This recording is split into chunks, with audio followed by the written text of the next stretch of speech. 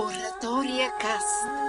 Пространството за истината на вътрешния глас.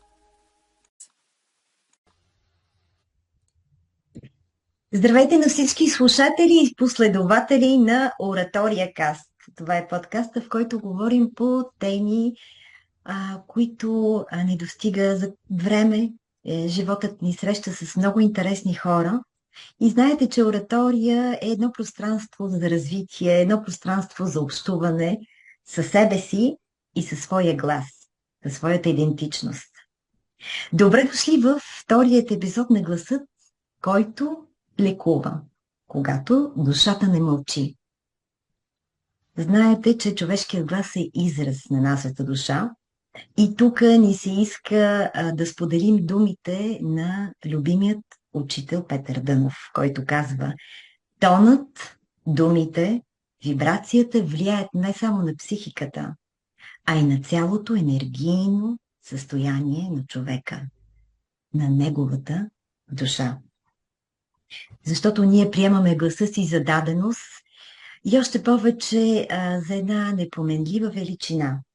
Но гласът е нашата автентичност. Той не е просто звук.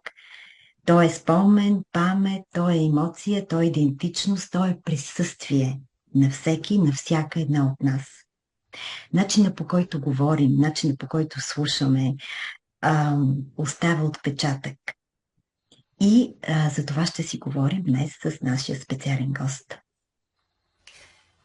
Затова в оратория работим с гласа като огледало на душата и в този епизод гласът, който лекува, когато душата не мълчи, нашият специален гост е Радомира Михова, позната на всички нас като гласът в Българското национално радио, носител на престижни награди, създател на методиката Успешен глас за 10 дни и на редица специализирани тренинги, както и на система за премахване на гласовите блокажи, семантично интониране, която тя описва в книгата, която ще излезе скоро, Гласът, който лекува.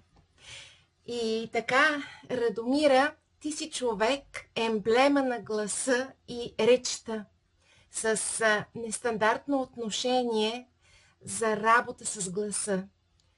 Затова кажи на нашите последователи, коя е Радомира и защо и как влезе гласът в твоя живот. Здравейте, мили дами, Йоанна и Мариана, и благодаря за поканата. Вие как така решихте да поканите точно мен за гласа? Точно защото ти си човек, който владее чужди езици. Минала си през, така да се каже, трактовката на различните езици, а това много променя себеусещането, възприятията и съответно дава един отпечатък върху езика, защото когато говорим на различни езици, гласът ни е коренно различен. И също така твоето нестандартно, разчупено отношение към гласа. Това ни доведе при теб и като хора, които владеят чужди езици, и Йоанна и аз, това ни импонира, така да се каже. Чешки говорите ли? Разбираме! Да. Аз го обожавам този език. По образование съм бухемист. Това означава специалист по чешки език и литература по много причини, но това е уникален език по отношение на думичките, които, да кажем, от зрънце може да има зрънчинценце. Майка, мама, мамичка, маминце и така нататък. Език много склонен към деминутивите. Една такава умилителност.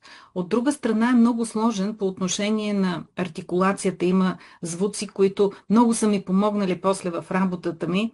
и в радиото, и изобщо при работата с артикулацията, да развием точно това критично ухо, в каква степен можем да доближим автентично звука. Да кажем един ржа или гърленото х. В чешки има смислова разлика, когато има меко д и меко и твърдо д. И така нататък. Сега да затворя скобата, защото благодаря още веднъж за възможността да разкажа за моите познания и проникновения именно в това чудо, което ние притежаваме, и ако опознаем, можем да контролираме по-добре, да въздействаме по-добре и да имаме по-успешно общуване. Много често използват думата комуникация, аз и не я използвам, но нека да бъде с тази дума. Въпреки че не съм от пористите, да ви кажа, аз съм по-скоро глобалист, тъй като езика е един общ. Ние живеем във време, в което навлизат толкова много нови думи, включително банга-ранга, аз го възприемам като абракадабра. И една такава магическа, в хубавия смисъл, заклинание, в което ние можем да си пожелаем да бъдем по-енергични, по-действени, а не просто много-много да говорим, без да предприемаме нищо, което пък да доведе до резултат. И друго, което да споделя, понеже живеят близо до градинката на Дънов, той е казал нещо много хубаво, че божественото в нас може всичко. Елохим нева санзо. И аз съм напълно съгласна с това. Най-важно в човека е убеждението, вътрешната потребност, че той ще успее, а не да прави план Б. Или ако това не ми се получи, мога и по друг начин. Не, пълна отдаденост към конкретната задача. И аз така горя в моята сфера. И смятам, че няма невъзможни, наистина няма невъзможни случаи, включително такива хора, които са ощетени гласово или имат някакви дефекти, те всичко могат да променят в тази част, моториката, но и по отношение на емоционалната част, която съдържа нашия глас. Той действително е толкова уникален, колкото е пръстовия отпечатък на човек. Много интересни неща. Почти избягна отговора на въпроса, който Марианка ти зададе. Как така гласа? Само можем да се досещаме, лично аз или хората, които не слушат ми. Затова пак ще се върна към тебе, Радомира, с още един въпрос. В пространството оратория, в което създаваме с Мариана, работим с различни методи. Аз съм енергиен терапевт и работи с невидимото, работя с енергията, работи с усещанията и най-вече с ясно усещанията на ръцете. Мариана работи повече с въпросите, с поставяне в ситуация, с коучинга и гласа.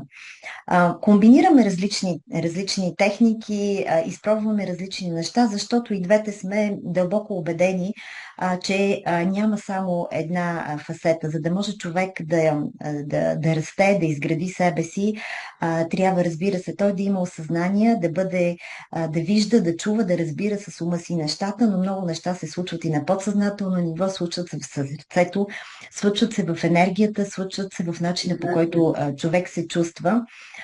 И за това залагаме много и на енергийната работа, на тази неусетна трансформация, която се случва, когато хората работят със себе си. Знаем, че и ти го правиш. Да, и за това те избрахме. Пак се връщам на твоя първи отговор. За това си ти тук с нас, защото дори да не те познаваме дълбоко, знаем, че твоята работа не е свързана само с теория, с практики, които да шлифоват гласа. Тя е много по-дълбока, много по-задълбочена и емоционална и психологическа, бих казала, и енергийна. Затова искаме да ни разкажеш малко повече за себе си, въпреки че успя да избегнеш това в първият ти отговор. Радомира, по твоята методика успешен глас за 10 дни, гласът на жената, гласът на лидера, без диалект, се обучавали стотици хора. Разкажи ни малко повече, първо, за тези твои обучение, за тези твои програми, за тези твои деца, даже бих казала, които си създала. Ще ни е много интересно да чуем. Знам го, защото ти сподели вече малко за тях и е вдъхновяващо това, което каза зад кадър. И още един допълнителен въпрос. Какво води хората при теб и как си тръгват? С какво м, искат да намерят, идвайки пред тебе? И с какво си тръгват, защото бъдейки хора, които работят с хора, знаем, че разликата между желанието и крайния резултат винаги е различен в положително, разбира се. Винаги хората си тръгват с много повече, бих казала, или поне не точно с това, което те очакват. Микрофон Илана, е те не твой. си тръгват. Те не си Те тръгват. не си тръгват. Да, Ето това е да, отговор. да. Има много голям процент от тези мои последователи, съмишленици, а не просто ученици, с които аз продължавам да си работя. Ние си общуваме. Затова създадох и ораторския клуб Успешен глас, за да има не просто място като терен за работа или лаборатория за глас. Защото, да, в основата е това, ние като подобрим говоренето, като усетим своя подходящ глас, все пак да се свържем с публиката. И тук идва тази възможност. Ако нямаме медия, ето вие имате. И вашата медия, пожелава ми в нея, както е заложен този мащаб на оратория, защото думата е многопластова, да имате този мащаб, да достигнете с всички полезни практики, които са неконвенционални в голяма степен, до повече хора на осъзнатост. Само когато започнем да се свързваме с околните и да не мислим толкова само за себе си, а първата ни идея е как да помогнем на човека срещу нас, как да го обгрижим, тогава се връща и към нас. Това е и по Грег Брейдън, когато сигурно вие следите, за енергийния обмен през етера. Така, с оратория да постигнете действително една мисия на достигане до много хора. Това ви пожелавам. Та те не си тръгват, казах, и се връщам на това, че имаме ежемесечни срещи. Много от тях значително са подобрили всичко, което е по отношение на някакви, да кажем, отклонения от нормата. Диалектен маркер. Ти спомена за този курс без диалект. Той бих казал, че е най-досаден, защото трябва да изгради нов модел по правоговорната норма. Много е трудно, особено за по-възрастен човек, тъй като той е живял в една езикова среда и идва в друга, да кажем, от Пазарджик на изток, нещата са доста по-умекотени, както сте чували и вие. Какви примери да дам? Ето в моя роден град Пловдив казват телефон вместо телефон. И в моя. Да. А твоя е? Пещера, да сме много Пещера, далече. близо е, да. Само, че има още по-зле. Някъде след Сливен става положението на джичелини вместо детелини. И така се шегувам с мои приятели в Бургас много често с думата как е тиксо на бургаски, че е чиксо, толкова мекота. Изобщо, когато човек живее дълги години в една езикова среда и после, не че в София се говори правилно, тъй като книжовната норма, тя е норма.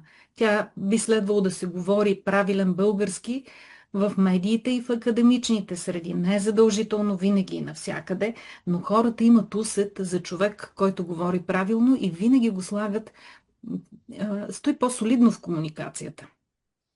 Поставят го над себе си, когато те самите не умеят да се изразяват съвсем правилно. Въпреки че аз не съм човек на крайностите. Както се казва, по-добре да се усети, че си жив човек. И хората да чуят грешчицата, за да и те да се свържат с теб, а не някакси да стоиш като икона. Този без диалект е, бих казала, наистина най-трудния, но и удовлетворителен, защото когато човек вече преодолее, за съжаление, това не се учи в училище. Учим правопис, но не и правоговор. И тогава са много доволни хората, че са успели, тъй като те са много често и публични личности, участват в интервюта и винаги това излиза като някакъв дразнещ дефект. По отношение на това е без диалект от радиото. От там са ми повечето техники и смятам, че радиото е наистина висша школа за работа с гласа. В началото на въпроса ти започнах от края, заради че не си тръгват. В началото пак за себе си и моите прозрения. Те, разбира се, не са в някакъв миг, в който просто нещо ми е хрумнало, а са плод на многогодишни усилия, труд. Нещо, което човек може да постигне само когато знае каква е крайната цел. А крайната ми цел е, действително, аз бих искала да имам научен пробив с гласа. Да помагам на хора, които, както се случва с гласът на жената, не за всички, тъй като ние сме много индивидуални. Както за всеки от нас няма едно хапче за глава, което да действа на абсолютно всички еднакво. Говоря от традиционната медицина, така и по отношение на тези практики, които изискват малко по-друг подход. Да не го наричаме непременно метафизика или езотерика. И гласът на жената се радва много, че помага на много жени, които имат деца аутисти, на самите деца аутисти. И така аз смея да мечтая точно в тази посока, че може би ще помогна на тези деца. Или на някои, които имат това запъване, тази говорна несръчност. Не говоря за чисто физиологичното заекване, но има хора, на които, да, смея да кажа, че вече много са тези, на които съм помогнала да изгладят своята реч. Гласът на лидера е един тренинг, който изисква енергия и там е съвсем друго усещането. Енергия и смислов акцент. Защото ние не можем по цял ден, ако говорим за гласът на жената, да сме меки, кадифейни, любезни. Има момент, в който просто трябва да отстояваме себе си. И това е много присъщо повече на жените да влязат в тази полифункционалност на глас и изказ, отколкото на мъжете. На мъжете им е доста по-лесно в това отношение, защото при тях не се иска такава поливалентност на глас и изказ. Но ние сме тези, които пълния спектър може да покрият и да го направят по най-автентичния начин. Защото тук има и едно разбиране за границата на преиграване. Или, както и при добрия и лошия актьор. На добрия актьор му вярваш, на лошия актьор не му вярваш. По отношение на успешен глас за 10 дни, не сме го казали сега, говорихме по принцип с вас, че там са базовите техники, които дават познанието за гласа. Когато човек професионалист работи с гласа в радиото, да кажем, задължително е да направи една загрявка. Първо, да потърси гласа си. Това с търсенето на гласа много ми хареса. Правих преди, и аз имам един подкаст, макар че малко е в момента така, неглижирам го, просто нямам време. Казва се "Това е моят глас". С оперната певица Ина Кънчева имах много хубав разговор и тя каза, че всяка сутрин си търси гласа. И на мен това много ми хареса, с търсенето на гласа. И направих връзката и с моментите, много отдавна беше, когато аз съм водила сутрешен блок. И сутрин гласа още го няма, а трябва бързо да дойде, за да каже 6 часа, добро утро, да има усмивка и така нататък. И успешен глас за 10 дни съчетава най-бързите и най-общовалидни, достъпни за всички, като възраст, като статус, като професионално занимание, техники, които в рамките, да кажем, на 10 минути да покажат на хората как работи гласа. Защото гласът е първо, да кажем, започва от физиологията. Боравим с въздух. Трябва да дишаме правилно. Ако дишаме правилно, имаме тренирано дишане, гласът ни е стабилен. Ако имаме способност да отпускаме напрежението в мускулатурата, както хората обикновено се грижат повече за външния си вид, както знаете, въпреки че по едно изследване, ние най-много даваме, изследването е на службите за сигурност, един наръчник има, най-много информация даваме за себе си по отношение на глас и изказ. На второ място ни издават очите и на трето прическата. Масово в обратния ред има повече фризьорски салони, отколкото школи по правоговор и глас.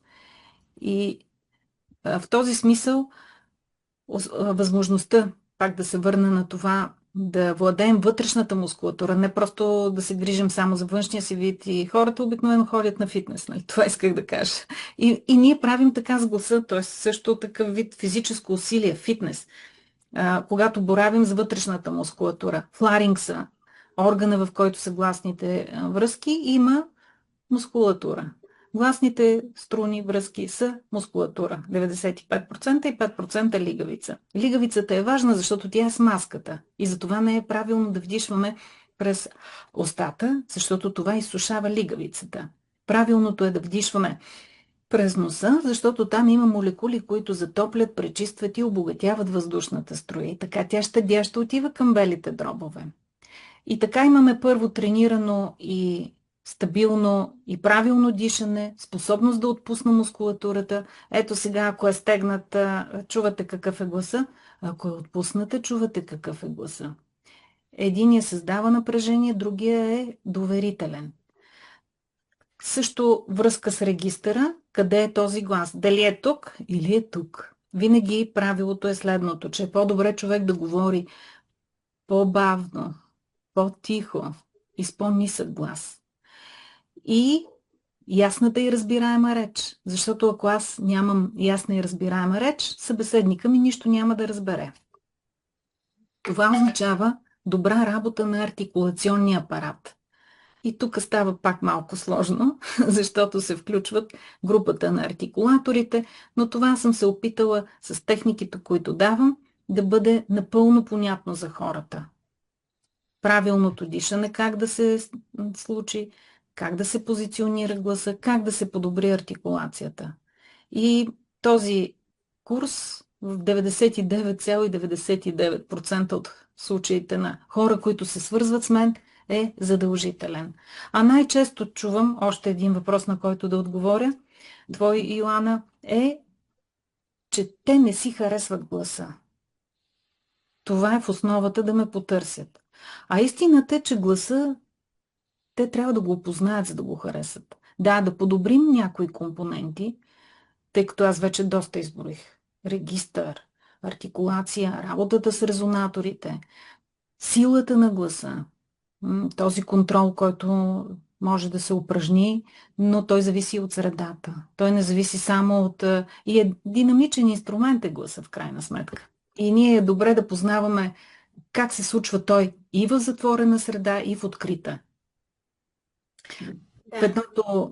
В единия случай работят едни инструменти и техники, в другия други. А по отношение на гласът на жената, защото смятам, че тук ще е най-интересно, какво означава това? Кадифения глас. Това означава и емоционална обагреност. Финала на тренинга е: моят глас е мек, мек, мек, лек, лек, лек, нежен, нежен, нежен, пух, пух, пух. И ето сега вие чувате към всяка дума различно отношение. А не, моят глас е мек, лек, нежен, пух. Едното не носи никаква информация и не въздейства, а другото носи цялото богатство на това, което ние можем да имаме като емоционален свят. И целта ни е да го предадем на хората, с които общуваме. Ако ги обичаме, ако не ги обичаме. Ти чудесно описа сега домът на гласа, къде живее, защото гласът обикновено го възприемаме като един биологичен инструмент. Да, той си има спектър, има си своята изразност. Един инструмент, чрез който човек просто си озвучава мислите, емоциите, намерението в ежедневието. И до там смятаме, че е непроменен, че не се променя. И както ти каза, звукът се създава от вибрацията на гласните струни, модулира се от дишането, резонаторите, артикулационния апарат. И всичко това изисква тази хигиена на това жилище на гласа, защото много често гласът може да напусне своята къщичка. И другия важен момент, който така хванах в твоето послание, е, че гласът се модулира от нашите вътрешни състояния. И точно това е така коренчето в оратория. Ние работим за това да чуваме вътрешния си глас. И как го правим? Чрез работа върху външния глас. Чрез непрекъснато говорене и търсене на начини на изразяване, които са специфични при различните хора. И за това една дама, която е част от оратория, Весела Михова, тя зададе доста въпроси за срещата с тебе днес. И един от въпросите, които така много ни привлече вниманието, е как точно вибрацията на собствения глас може да промени биохимията в тялото ни и дали може по тембъра на гласа да познаем заболявания, емоционални, физически страдания. Тук може би да напомним и за връзката с валгусния нерв, който е важен много за гласа. Само в скоби да кажа, че Весела работи като изказ на своя вътрешен глас чрез молитвите и така това е като нейн отдушник, така да се каже. Затова, нали, въпроса за вибрацията на гласа и биохимията на тялото Да. е интересно. Пак, като каза молитви, аз отзад напред отговор, те съдържат най-хубавите думи. Ние, ако се учим на нещо, е добре да се учим паралелно как стои гласа, как да го овладеем, но и какви думи да ползваме. По-добре е да ползваме думи с положителен заряд, с положителна конотация. Доказано е, вие като терапевти в тази сфера, специалисти, енергийната, че за съжаление съотношението мрак и светлина не е 1:1 или добро зло, защото една лоша дума се неутрализира от 10 добри. И вие си представете какво усилие в нас трябва да полагаме повече и ежеминутно, за да наложим именно светлината. Така, има две техники, които аз ползвам. Те са съгласие и въздишка. Въздишката е свързана с блуждаещия нерв, нервус вагус или вагус нерв, и тя е хипотезата за успех, всъщност. Когато поема въздух и издишам с топлина. Когато го правите, е много важно да дадете сигнал на вашата кожа, с топлината на вашия глас. Това се прави, защото ние възприемаме информацията, отработваме я и я предаваме основно с трите сетива. Визуалното, което е най-склонно към манипулация, а и окото се развива при човек едва след като се роди. Ухото, което се оформя и детето чува вътреутробно, някъде към 4-тия месец или по-рано даже. И още в първите седмици бебето има усещане. Ние работим най-малко с тази природна даденост. Но тази енергия на гласа ние усещаме из кожата. Затова пък е и хубаво да не забравя да кажа, че работата по слух е най-благоприятна за подобряване на гласа и изказа. И аз за това работя по една от системите за развитие на критичното ухо. То е свързано и с приемането на себе си. Но като казвам природно, ето тук внимание повече към звуците от природата. Ние няма как да разберем какво си говорят делфините, но техните звуци могат да ни успокоят. И аз в моя YouTube канал имам качен такъв пример с звуци от делфини, как си говорят. Човешкият глас е в диапазон между 20 Hz и 20 кГц. Ултразвука е над 20 кГц, а инфразвука е под. И само някои от представителите на другия разумен също свят около нас, който е много потребен за човешкия вид. А това са именно животните, птиците. Те могат много да ни помагат. Ето, вие знаете, пеенето на птички, то освобождава тези и успокоява човек, и така да не навлизам в подробности вече тук, в сфера, която е по-скоро за неврофизиолози и невробиолози, но любимия ми Брус Липтън разказва в това, в биология на убежденията, че човек може да промени своето ДНК по този начин. Но си мисля, че ние правим всичко възможно да се откъснем от природното.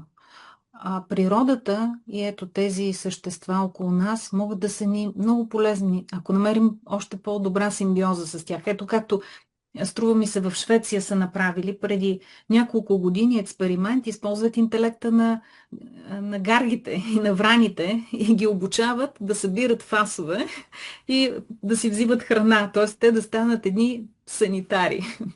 Нали знаете, те са и разпознават лица, имат, както и човека, усещане за перспектива. И изобщо всичко, което е свързано с звук от природата, може да ни бъде много полезно. Тук е и разбирането на един от учените, част от чието методи използвам, това е природният тон.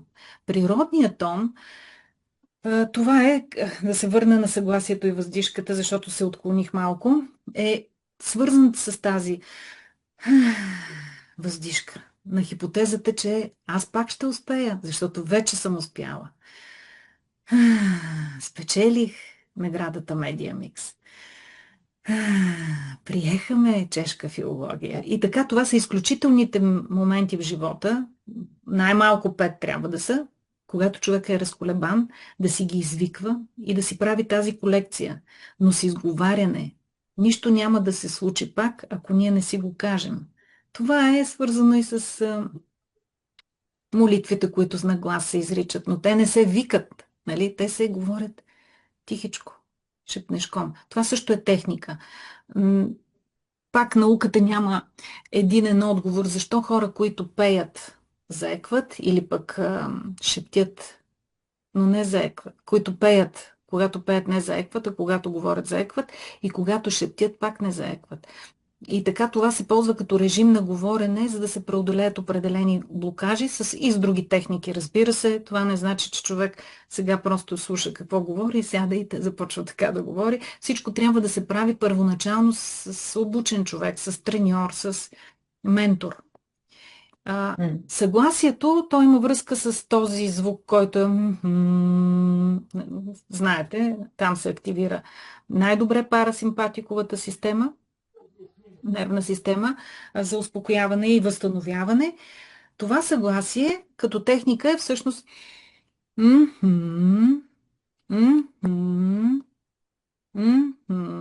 и то е с тази полуусмивка. Винаги нашия подход трябва да бъде с положителната нагласа, с перспективата за пълната чаша, не празната. И затова правя тази връзка с хипотезата за успех, защото изначално в нас какво е заложено? Съмнението. За да нямаме съмнение, извикваме бързо тези моменти изключителни в нашия живот, които са били, и след това сме още по-уверени в себе си, защото даваме този сигнал. Аз вече съм го направила веднъж, успяла съм 2 пъти, 3 пъти, 5 пъти. Нищо не ми пречи сега пак да успея. Много размисли, много асоциации имам, слушайки те, Радомира, с гласа, с личния ми опит, с това, което аз правя като експертиза и това, което съм преживяла с гласа си. Може да би знаеш или не, аз усещам енергията, усещам блокажите на хората, усещам болките им и ги изчиствам енергийно. Всеки със своята техника. Но знам и за себе си колко освобождаващо беше преди да започна да се занимавам с това, което правя в момента, работейки с енергийни техники и лекувайки с тях, колко изцелително беше за мен да когато бях в емоционален срив, да отида на народни танци. Аз там съм една от най-добрите провикващи се танцорки. И Да. как провиквайки се, аз изкарвах болката, изкарвах мъката, изкарвах всичко, което ми тежеше. Беше много освобождаващо за мен. Знаем за теб, че ти подготвяш книга за гласовите блокажи, наречена семантично интониране или това, може би е само едно от работните заглавия. Ти ще ни кажеш повече.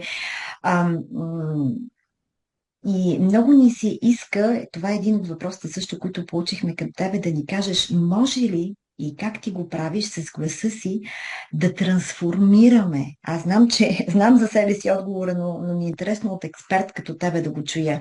Може ли с гласа си да трансформираме болката, да трансформираме гнева, да трансформираме тези така наречени негативни или ниски емоции, които често изпитваме? Имаш ли техника, работиш ли по тази тема? Знаем, че човек се трансформира, когато използва гласа си. Ти даде няколко примера, аз дадах един и сега ми идва един трети. Учейки в езиковата гимназия на 13 годишна възраст, много добре си спомням как ми беше много трудно с този френски акцент в началото, но колко вълшебно беше, когато запеехме някоя френска песен. Акцента изчезваше. Беше магично. Беше магично. Така че да, много въпроси в един, но Да. по-скоро разбра основния. Благодаря ти. Да, има връзка и с да довърша пак за този собствения глас, защото не отговорих. Жената питаше за собствения глас.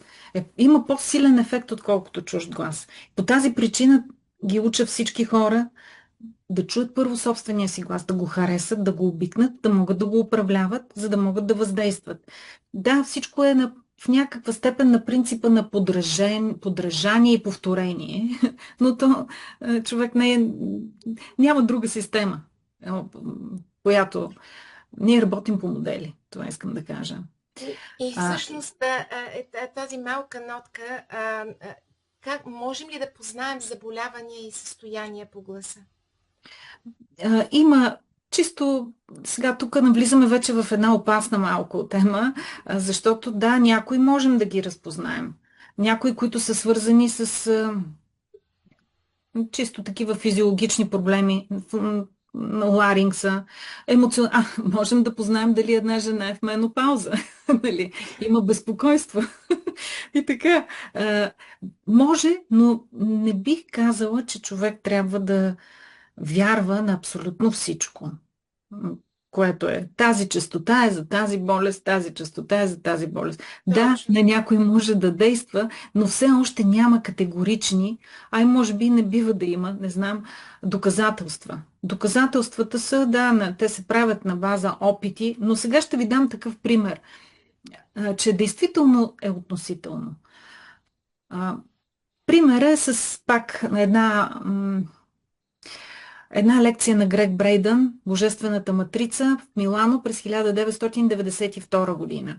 И той там показва в една безлекарствена болница в Бейджин как трима обучени специални лечители неутрализират рак на жена за някакво време от порядъка на минути. И как го правят, това е дадено. Аз съм я гледала, затова го казвам. Те са трима и със силата на словото, като ускоряват темпото и темпо, засилване, ето хорото също, той има темпо, има ритъм. Това е много водещо, това е първичното, пак се връщам на именно това, което действа на човек по начин, по който ние все още дори не можем да намерим обяснението, но го усещаме. И то ни влияе или добре, или не ни влияе добре. И Брейдън показва тези трима медици специални, които казват нещо от сорта на ла-са и го усилват като реплика, променят темпото от по-бавно към по-бързо, силата от по-ниско към по-тихо към по-силно и самото значение на думата. Всичко има смисъл и е оправдано и има значение. Първо, те са трима. Това още повече усилва ефекта на процедурата, да я наречем. Думата, която ползвате е, че го няма. Няма го тумора. Няма го. Експонират в друго време случката. И сега има много други такива примери. Има хипотези, има, да кажем, един изследовател на Орфей, Никола Гигов, казваше, че според него египетските пирамиди са строени с помощта пак на това познание на Орфей, честотно по такъв начин с неговия инструмент да възпроизведе мелодия, че да спре влиянието на гравитацията. И когато няма гравитация, те са повдигали тези блокове. В Тибет със специални хорни са отмествали скали. Това вече има доказателства. Аз попитах все пак хора, на които имам доверие, какво мислят за експеримента, който Грег Брейдън показва. И те ми казаха, че да, има голяма степен истина, но все пак да сме с едно на ум, защото китайците може да имат и други цели. Така. И изобщо влизаме в този век на информационна надпревара, и кое е истина, кое е лъжа. Изобщо тази достоверност на информацията, която ние много искаме да ползваме като последна инстанция, тя е работеща в голяма степен, но на много хора им трябва чудото. Искат да вярват в него. Включително за блокажи на гласа има едни есенции, извлеци. Те са на един австралиец, Буш, есенциите на Буш, а не баховите капки. А там едно е извлек от едно цвете, го дават като възможност за преодоляване страха от публично говорене. Сега да кажем от 100 души, на 3 ще помогне, на другите няма да помогне. Ма те няма да вярват. И затова. И така пак казвам, че темата е голяма и опасна. За някои симптоми сме сигурни какво се случва.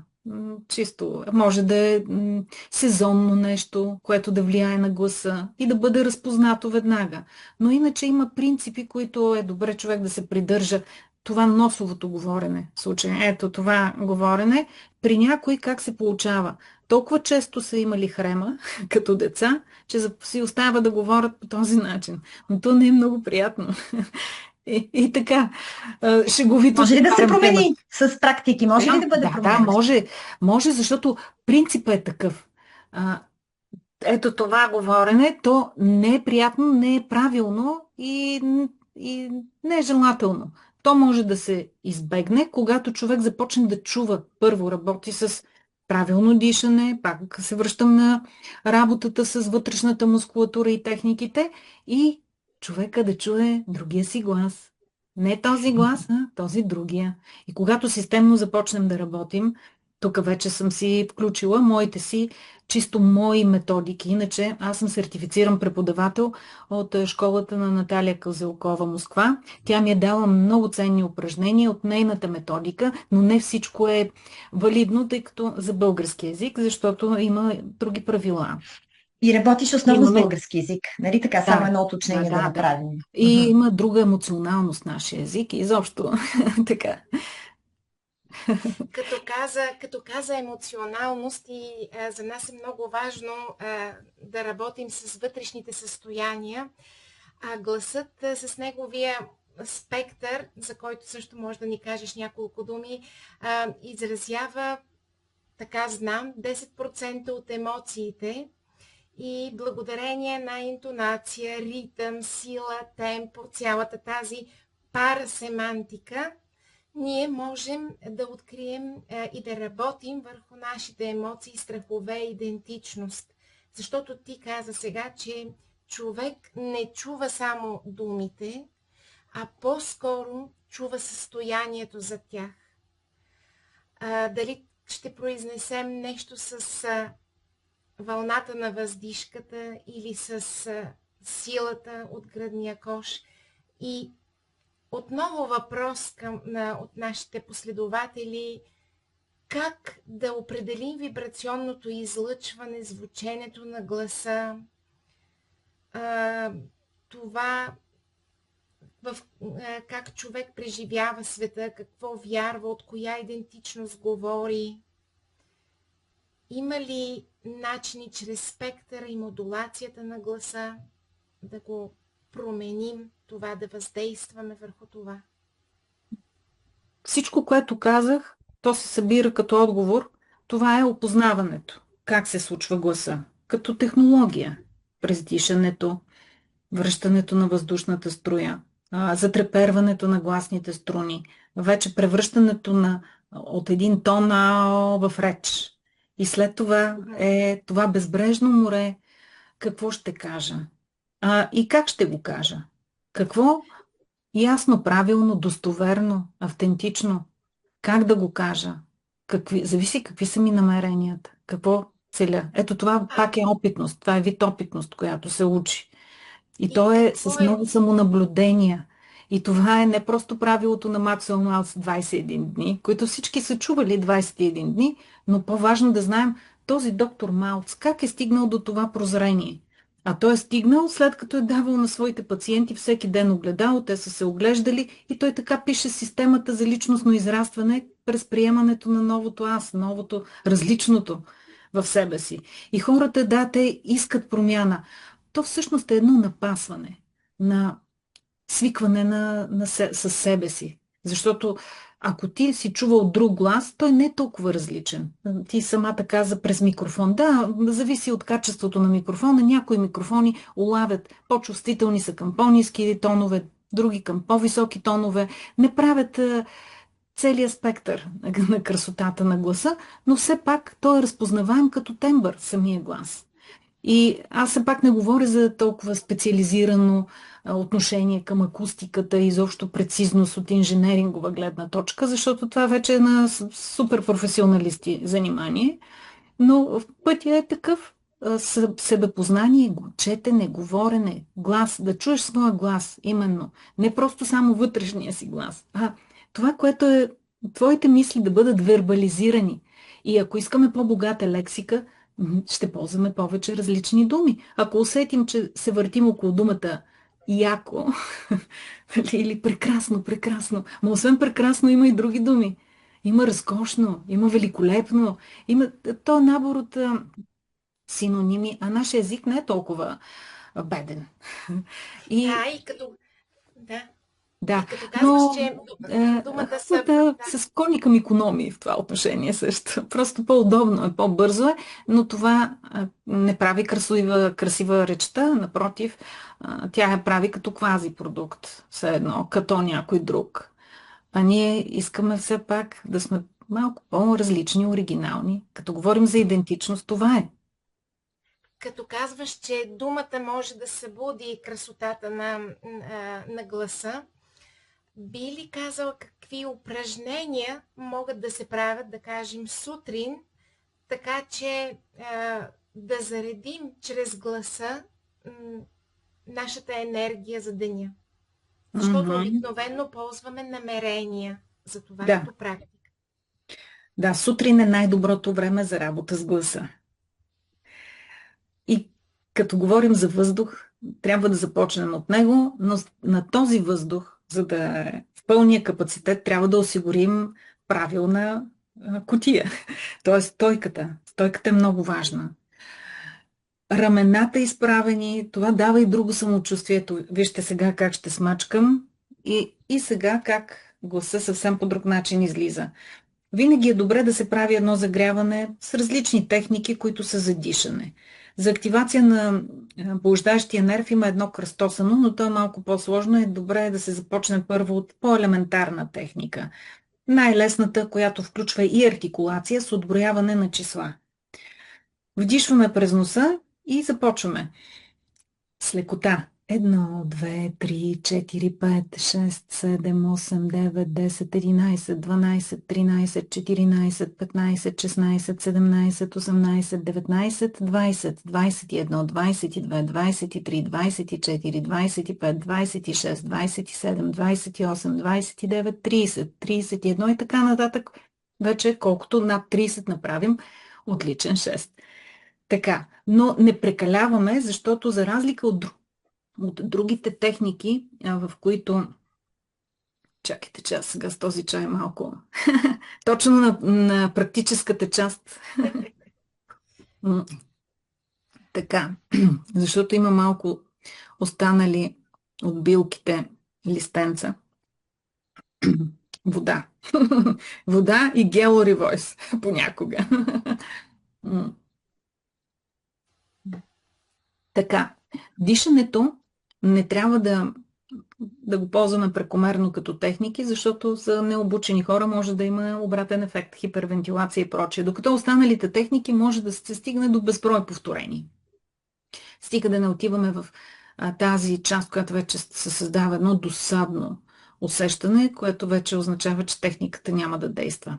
И така, тази дихателна е достатъчна, това искам да кажа. След това, ако усещаме, че има напрежение тук в гласните струни, просто правим едно прозяване с говорене.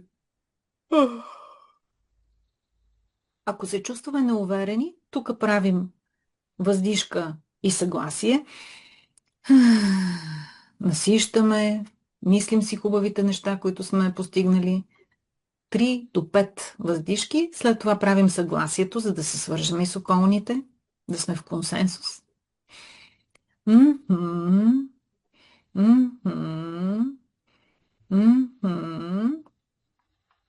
След това е добре да направим една универсална техника, казва се асансьорно Р. Р е съгласна с много силна вибрация. Тя се съдържа в много думи, които имат отношение към род, родина, сестра, брат. Във всяка от тези думи участва като звук. Ръто пътува. Да кажем, да го разходим от ниво от мазето до 11 етаж.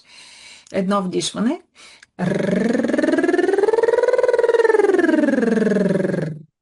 Трябва да е стабилно.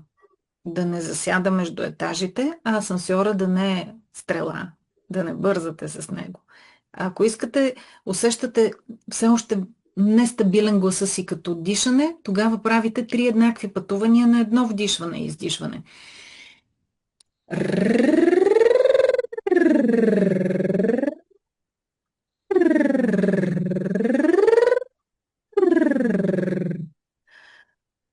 Устните са също коварен артикулатор и ако са стегнати, няма да е ясна речта. Там може да направите нещо от сорта на хеликоптер. Естествено, колкото по-продължително, толкова по-добре, защото това е контрол върху въздушната струя и леко раздвижване на долната челюст, която също, ако е стегната, чувате как се отразява на качеството на гласа. И така това е предостатъчно. Едно дишане, едно отпускане на напрежението, пътуването на ръто, устните, долната челюст, това ви подготвя в рамките на няма и 3 минути. И има едно, ако сте на открито и можете да си позволите, близо до гора, до парк. Сега, ако минават хора, трябва да преодолеете и това в себе си, че някой вече много голям интерес има към вас. Нищо подобно. Правете си там упражненията и не обръщайте внимание. Даже по-добре, че има публика. Това е техниката абитуриенти. Сега аз няма как да я покажа тук, но обяснявам. От 1 до 12, както викат абитуриентите, то точно е подходящо сега, какво наближават баловете. И започвате от тихо към силно с ходене, с крачки. 1, 2, 3, 4, 5, 6. И изваждате ето такъв глас, а не 11, 12. Не е смачката на глас, а мощен глас. Тази е много хубава за освобождаване на енергията и активира диафрагмата също като мускул, който много ни помага да имаме издръжливо дишане и е забавна също така, защото веднага ни включва в един друг режим. Да не се взимаме толкова насериозно и да скъсаме с тази цензура и автоцензура. Да гледаме малко повече като на експеримент себе си, забавление. Тази спонтанност, която е описана пак от Липтън за децата до 7-та година, мозъка работи повече на алфа честотата. Това означава въображение, игра, а ние после правим всичко възможно да се затворим в черупката и да си мислим кой какво преценява за нас, мисли за нас, оценява, контролира и всичко това, което спъва творческата ни енергия. Ти много хубаво го каза това за децата, защото всичките тези звуци, които направи, които служат и за отпускане, и това е начинът гласът да лекува, това го правят децата в една игра, в тяхната спонтанност, като се започне от бебетата, които гукат, като се започне от децата, които играят навън с самолетчетата, това с ръ и всичко това. И не забравяйте смеха. Смеха е също глас. Да. И колкото повече ние се смеем, искрено, а не така, така. И говоренето с вътрешната усмивка. Много е важно да го култивираме, защото тя се чува, по телефона се чува. Ето сега, аз ако говоря без тази усмивка, все едно съм намръщена и тук някой...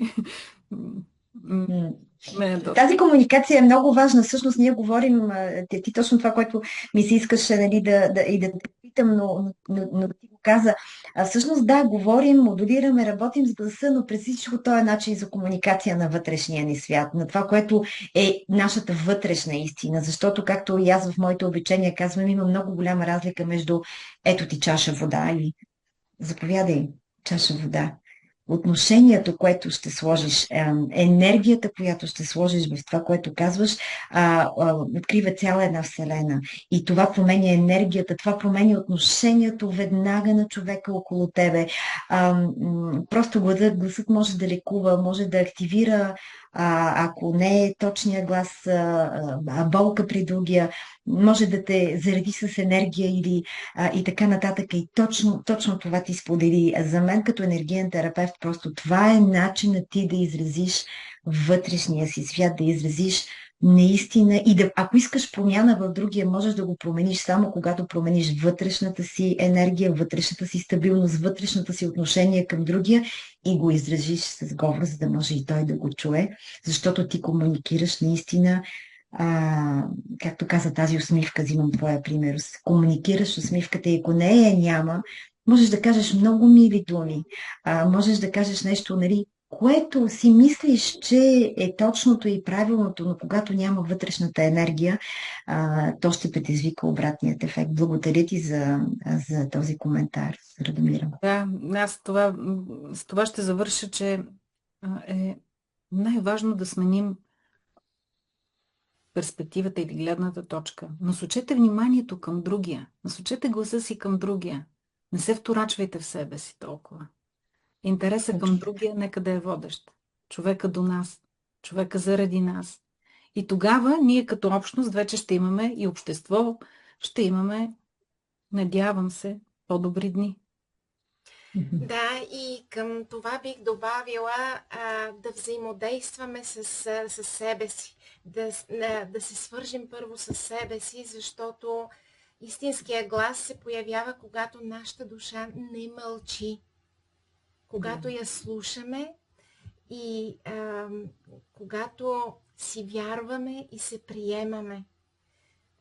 И тогава нашият глас, както ти каза, става дори по-приятен за самите нас. И в оратория, и в този канал оратория в YouTube, ние качваме на оратничките, така ги наричаме, и оратниците, които са членове в оратория, записи с техния глас. Те имат различни таланти, различни спектри на гласа и това, което някои записват молитви, други четат притчи, те с изненада откриват себе си. Една коренно различна версия на себе си, което ги прави и по-уверени и засилва интереса към самите тях. Добавете и красиви стихове, защото там има алегория, метафора, има свят, който необясним, но много красив.